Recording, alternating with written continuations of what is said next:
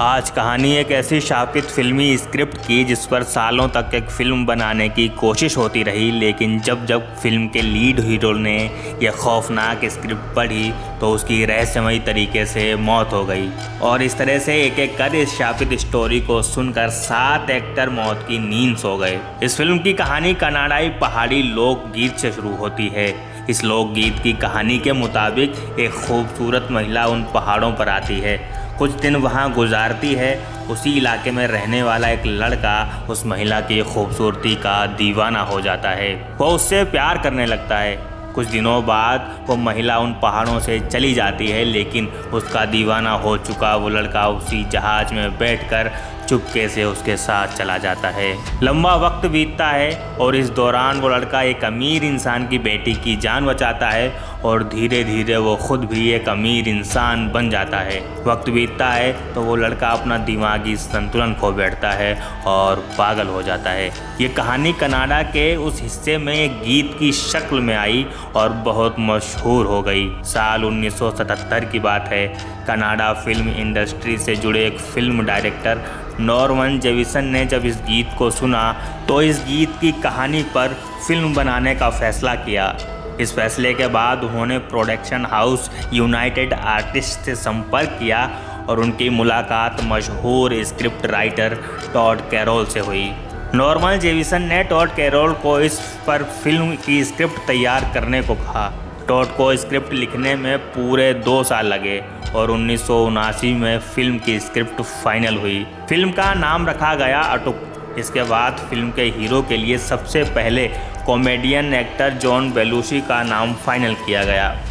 उन्हें स्क्रिप्ट पढ़ने को दी गई और यहीं से स्क्रिप्ट की खौफनाक कहानी शुरू हुई। स्क्रिप्ट पढ़ने के कुछ ही दिन बाद जॉन बेलुशी की एक होटल में लाश मिली। रिपोर्ट में पता चला कि ड्रग के ओवरडोज से उनकी मौत हुई। उनकी इस रहस्यमयी मौत ने कई सवाल खड़े कर दिए, लेकिन किसी का जवाब नहीं मिला। केस की छानबीन हुई और ये फिल्म अटकी रही।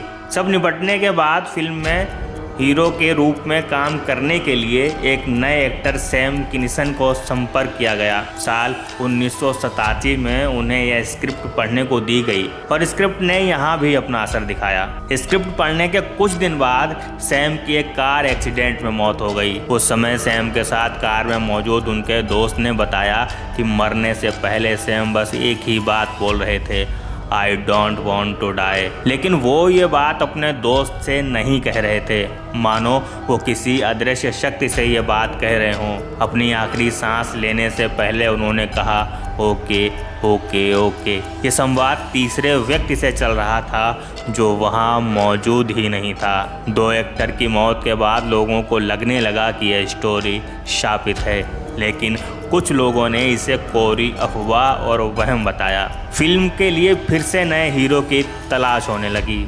1993 में फिल्म में अटूक के रोल के लिए जॉन कैंडी का नाम फाइनल हुआ।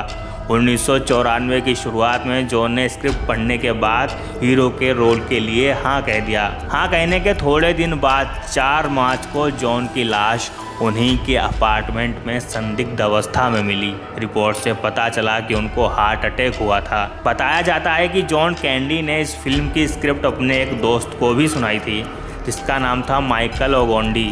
माइकल को कैंडी ने बताया था कि इस फिल्म में तुम्हारे लिए भी एक रोल है। कहते हैं कि इस दौरान माइकल ने भी इस स्क्रिप्ट को कई बार पढ़ा था। अब इत्तेफाक कहिए या कुछ और कि इस स्क्रिप्ट को पढ़ने के कुछ ही दिन बाद माइकल की भी असमय मौत हो गई। कहते हैं कि लगातार होती मौतों के बाद डायरेक्टर ने स्क्रिप्ट में कुछ बदलाव किए। फिर फिल्म के हीरो की तलाश शुरू हुई। इसके बाद इस स्क्रिप्ट को एक्टर क्रिस फेरली को पढ़ने के लिए दिया गया। उन्हें यह स्क्रिप्ट अच्छी लगी और उन्होंने अतीत की घटनाओं को इत्तेफाक जान उन्हें नज़रअंदाज किया और फिल्म में काम करने के लिए हामी भर दी। लेकिन उनके हाँ करने के कुछ दिन बाद ही एक होटल में उनकी लाश मिली। उनकी मौत भी सबसे पहले एक्टर की तरह ड्रग के ओवरडोज से हुई थी। यानी अब तक फिल्म में लीड रोल करने वाले 4 हीरो और एक सपोर्टिंग रोल करने वाले एक्टर को मिलाकर स्क्रिप्ट को सुनकर कुल 5 लोगों की मौत हो चुकी थी। इसी बीच पता चला कि यह स्क्रिप्ट फेरली ने जॉन हार्टमैन नाम के एक दोस्त को पढ़ने के लिए दी थी, जैसे कैंडी ने अपने दोस्त माइकल को दी थी। और यहाँ भी ये श्राप जारी रहा। फेरली की मौत के कुछ दिन बाद हार्टमैन की पत्नी ने एक दोस्त को फोन फ़ोन करके बताया कि उसने अपने पति की गोली मारकर हत्या कर दी है, लेकिन वो समझ नहीं पा रही है कि उसने ऐसा क्यों किया। जब पुलिस उस घर में पहुंची तो डर के मारे महिला ने खुद को कमरे में कैद कर लिया और गोली मारकर आत्महत्या कर ली। इसके बाद तो मानो हॉलीवुड में इस स्क्रिप्ट को लेकर दहशत फैल गई। मीडिया में शापित स्क्रिप्ट की चर्चाएं होने लगीं।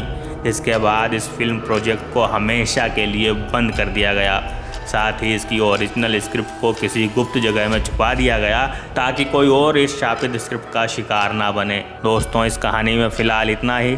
आप इस स्क्रिप्ट के बारे में क्या सोचते हैं, कमेंट करके ज़रूर बताएं।